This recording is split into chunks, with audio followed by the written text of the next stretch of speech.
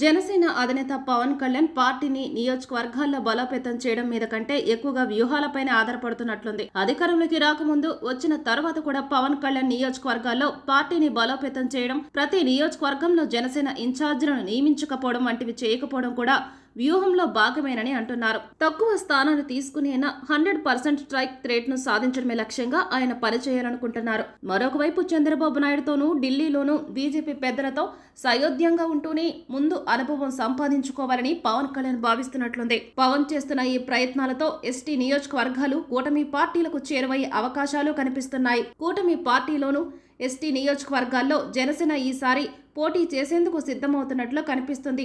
అందుకే పవన్ కళ్యాణ్ తరచూ అరకుతో పాటు అనేక ఏజెన్సీ ఏరియాల్లో పర్యటిస్తూ గిరిజనులతో మమేకమవుతున్నారు. ఒకసారి వారు పార్టీకి కనెక్ట్ అయ్యారంటే ఇక దూరం కారన్న నమ్మకంతో పవన్ కళ్యాణ్ ఉన్నారు. ఎస్టీ నియోజకవర్గాల్లో పట్టు సంపాదిస్తే జగన్ను ఒక వర్గాన్ని దూరం చేసినట్లే అవుతుందని పవన్ కళ్యాణ్ భావిస్తున్నారు.